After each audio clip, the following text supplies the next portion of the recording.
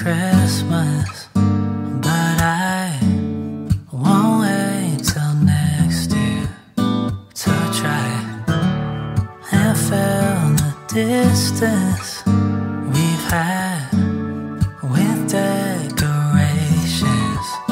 in my bag.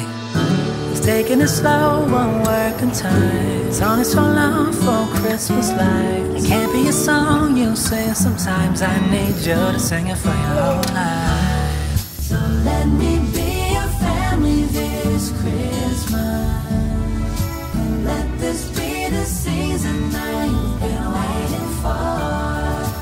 Let me be your family this Christmas. Give to you myself this year, I promise. Usually, catch table talaga sila dito sa Korea. Ganda ng spot namin ni Jeloy. Dito kami napwesto sa may window. So, pumipili lang kami ng breakfast. Steak hot pot rice na lang, pareho. Okay. Bilang may music pala, no? Hindi ako makapagsalita ng maayos. But good morning! It's a busy restaurant. Thankfully, medyo na-late kami ng labas. So, ano bang oras na? 1:24. Dapat tapos na mag-lunch ang mga tao. Pero may konting waitlist pa. Our orders are here. Kumukuha lang si Jeloy sa gilid ng spoon. Double steak yung kay Jeloy. Pag double steak, ganyan. Pero yung akin kasi, yung regular order lang. Kaya hindi ko maubos eh. Ano siya. So, that's our order. Set menu to kasama yung mga konting sides. Namin alam kung paano malihin. Ilalagay mo dito. Okay, ito. Pag natanggal mo na lahat, ilalagay dito. Okay, let's go.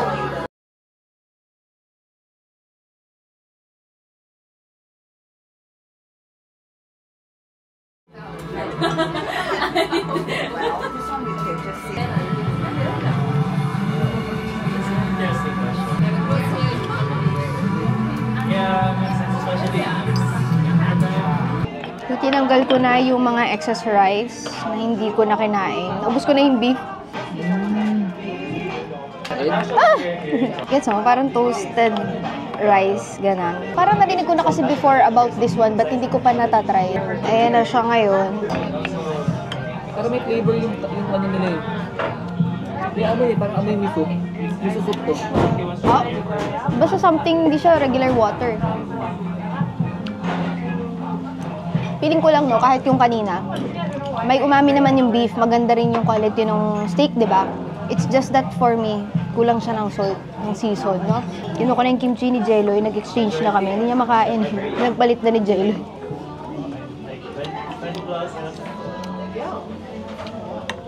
Hindi daw uubusin. Kinain din naman. Hindi ba kayo mag-apply niyan?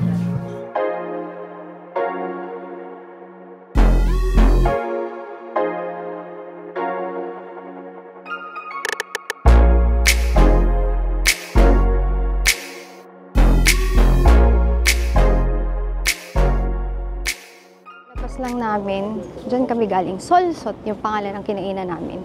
So kung kahapon, Hongdae tayo, today we are here in Seongsu. Para siyang Hongdae, pero mas chill na area.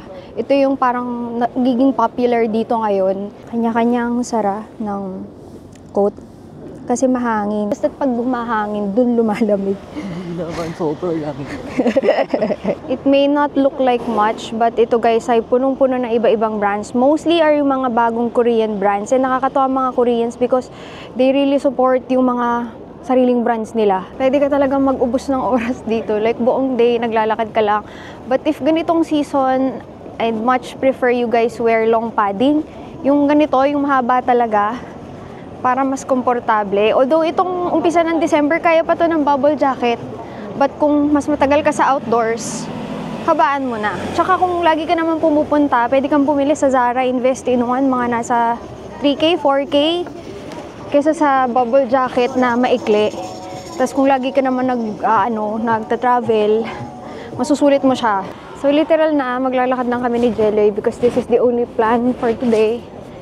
To walk around. Walking trip kami here in Seongsu. We found a salt bread shop.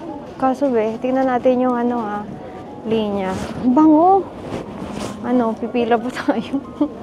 Wala ko, ito na yung edge. Shucks, meron pa pala doon. Ang bango! Parang ang sarap pumila, pero nung nakita ko lumiko yung pila, parang, wait.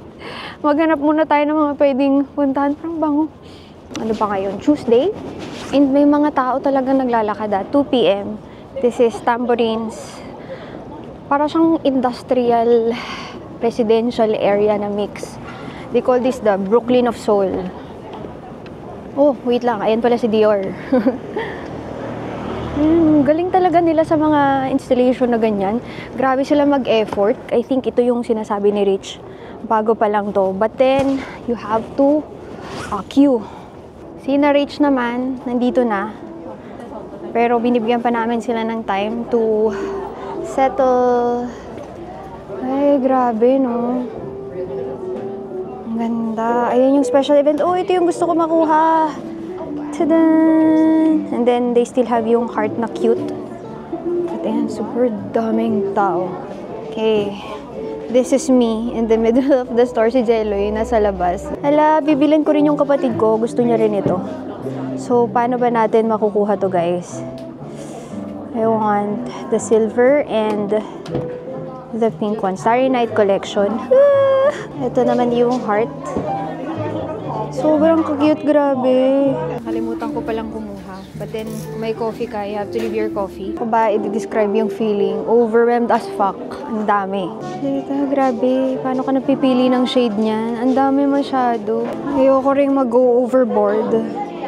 At bumili ng hindi ko need. But, pareho ba tayo? Pagka ang dami ko nakikita, parang okay, goodbye. Nakapila na tayo. Ito lang yung kinuha ko. Yes, please.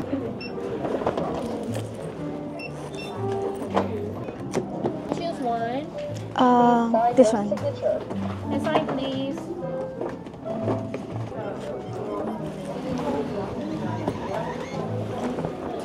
Thank you so much. Chain over there. Okay. So, yung freebie pala ay magkaibang area pa kukunin. Nakabayad na kami. Doon din sa area kanina. Dito daw sa baba. Dito sa baba is Afterglow, which is yung parang perfume brand nila. So, saan natin kukunin yung free dito? Yung isa pala, yung heart, ay shadow pala laman nun. Di ba bumaba kami? Yung isang free dito. This one, and then, one. this one. One. One only? Okay. Ito naman is Sleepy and then this one. Okay, thank you. All done. So, meron akong tip sa inyo. Pag bibili kayo kasi, dapat makadalawa kayo para makakuha kayo ng isang free. Ang nangyari sa akin, pinagsama ko sa isang resibo. So, ang nakuha ko lang is 2 instead of 3. So, ayan ha. Ganda pala niya. Ngayon ko na natitigan. Ito para siyang, isang malaking regalo. Oh, ganda, no? Grabe. Imagine yung budget nila for this.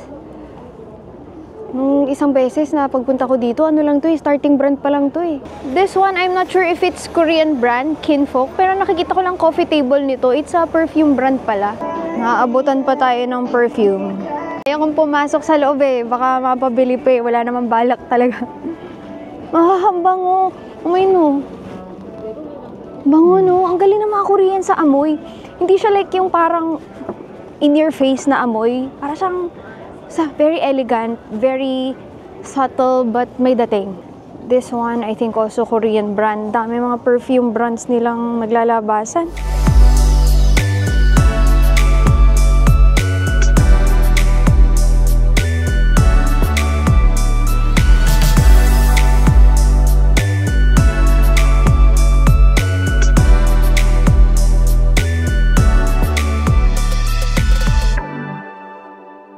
Paghanap natin kay Fee, nang nakita natin is Hints. But ayun na si Fee, nandun nakikita ko, yung may kulay pink na yan. Ito yung Fee. Tingnan natin kung makakapasok tayo. Ayan siya. Let's go. Thank you. Oh.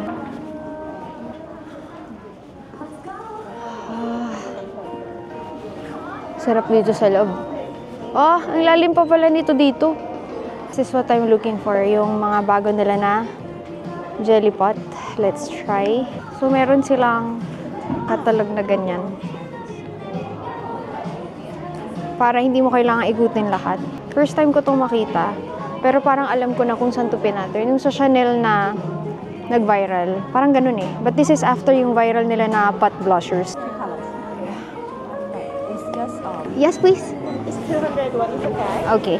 We need to separate the receipt. Tag-isa tayo para 2 yung free. Kasi 1 receipt per person. You need just one bag, right? Yes. Follow our Instagram account. Go there, you can get a keychain. Okay. So we need 2 Instagram accounts? Yeah. Okay. Instagram. Ito yung na-free natin. So, 2 component and then 2 refill. Kailangan separate receipt ha. Tag-isang tao. So, tandaan nyo na lang yun. Gaano sila ka-creative? Usually, ganito itsura ng mga buildings, mga dilapidated yung labas. Pero nagagawa nila ng paraan. This one is Innisfree naman.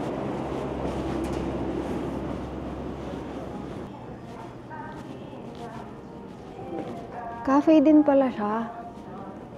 Galing, no? Ang dami pa kasing mga coffee places na pwede. Pumasok lang kami. Nagulat ako, cafe pala yun. Although, alam ko sa Jeju, meron talaga silang cafe. Ito guys, maganda yung mga flats nila dito.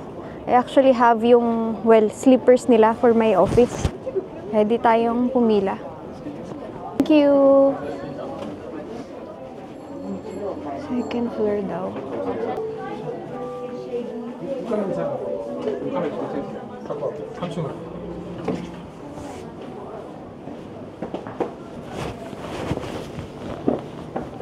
Second floor shop. Ito rin ba yun?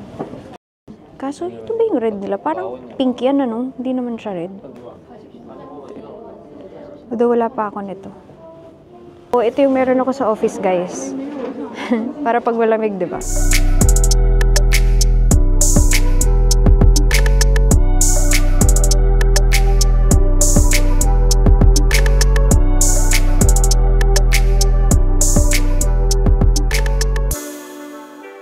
So, ito yung sinasabi sa amin ng supplier namin, gamitin natin kahapon, na Olive Young na 3 floors bago. Tapos yung station dito, imbes na Songso ba? Basta yung station na pangalan before, ginawa nilang Olive Young. Binili ni Olive Young. Gano'ng kakalakas. Tara. Ito o coffee.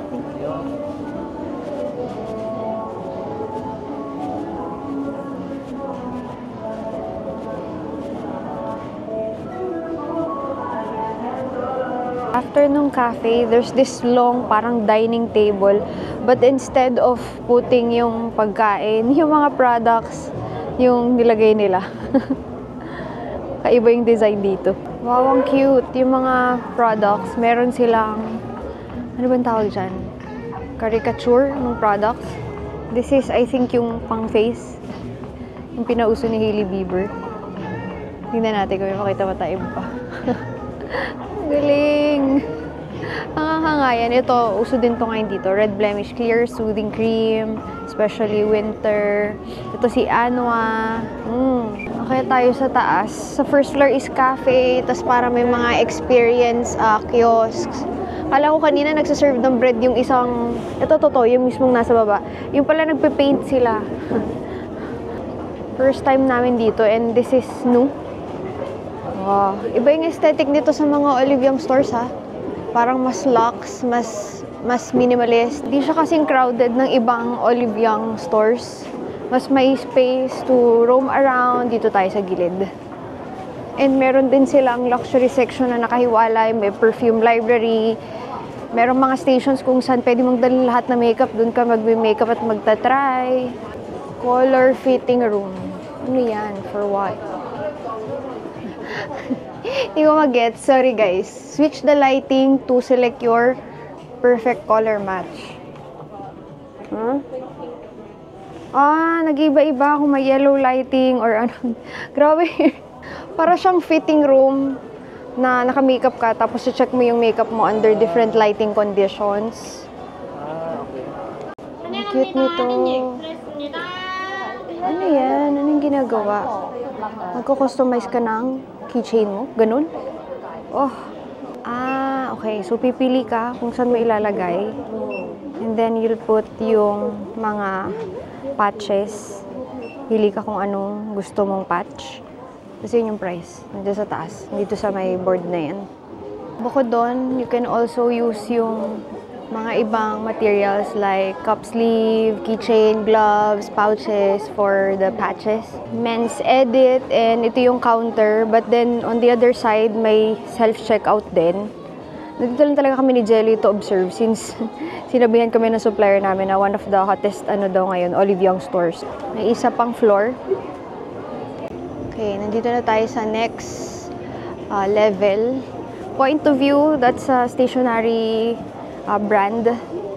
Actually, hindi brand more of siya, shop. Meron din dito sa baba nun. Ito, wellness spot.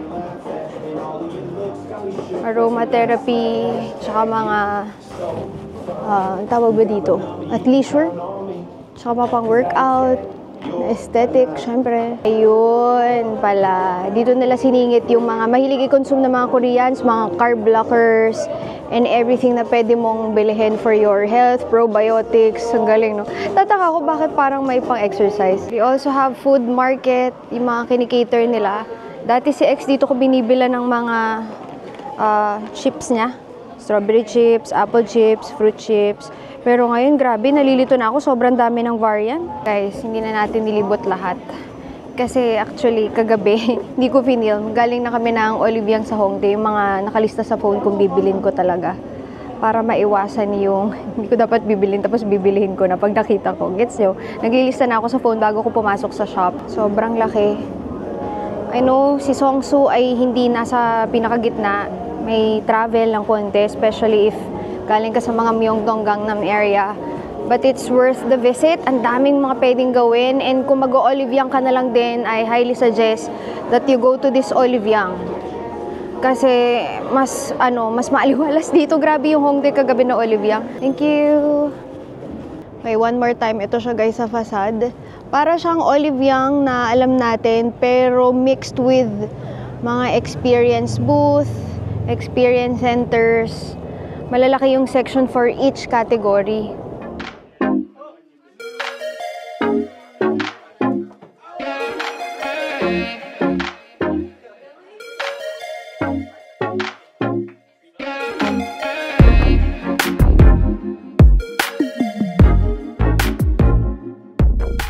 Konti yung pila nung bumalik na kami. Meron silang English na menu.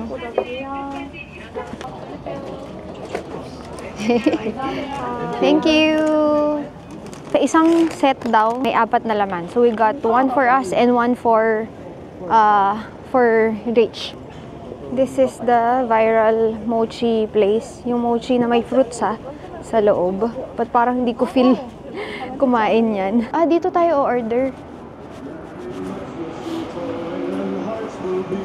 Hi! Original flavor. Japangi milk, non-coffee. Here's a green tea flavor. Ito na lang siguro, original. Is this Americano or with cream? Instant coffee. Okay, I'll take 1 and then iba-iba ang available. Pero puro instant coffee yan. Kasi sa office, nag-iwan ako ng instant coffee and kinuha niya na akong bago. Okay. Instructions. Bili ako nung instant and then yung isa is banana milk kasi uso dito yung coffee tapos bibili ka ng banana sa mga convenience stores. Bingray ba yun? Tapos ipag-mix mo yung dalawa. But there is an instant version so we got it and sa office ko to iniiwan. So may ali pabalik. Ito tayo dumaan. Hindi pa rin ko nakakakita ng coffee shop. Although marami, namimili lang kami. Dami na dala ni Jailoy. Pero need na talaga umupo. Medyo kanina pa kami nakatayo. Oh, sige. Sige, french fries. You want to buy french fries and burger? Yeah. Oh, wag na nang iiyak, anak. Uuwi naman si Mommy yan. Okay? Pengi ako, lollipop. Pengi. Nom. Is that from teacher? Yeah? Did you say thank you? You say thank you? Oh yeah, good job Alexis. Para siyang maliit na, naman cafe wine place. while waiting for Rich and Kuya Ton, yung mga gamit namin. Nakalagay lang sa crate na ganyan, dyan sa amin pinalagay. Ito kami sa pinaka-gitna na area. Medyo natawa pa sa akin si Kuya kanina, Jeloy, di ba? Nung sabi ko, Ako natawa din natin. babaan yung alcohol content. Jeloy, masarap. Cheese lang, kasi mamaya magdi-dinner pa tayo. Masyadong mabusog.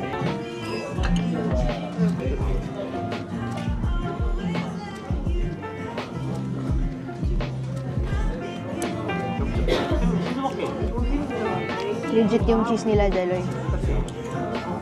Hindi lang cheese-cheesean. Sarap.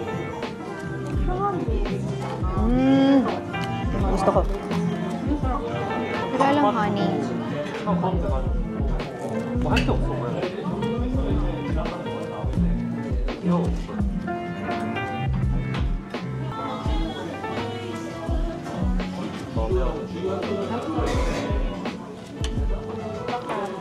Pero masarap to, matamis to. Yung cheese na to. Yung tatay pala yung tumatawa dun sa anak niya. Ayan. Kaya pa ba, Alexi? Pauwi sila ng bahay. Tinatawanan din ng mga ate. Lollipop is life. Kusigido po kung Kaya na tumatawag na si na Rich. I think I will be ending this vlog kasi medyo mahaba na to. Baka mamaya hindi ko na siya ma-edit. And maaga kami bukas dahil meron kaming reservation ni na Rich. Treat namin yun kasi nga di ba malapit na sila ikakasal. So from Seongsu area, thank you so much for watching, guys. Bye! Bye guys!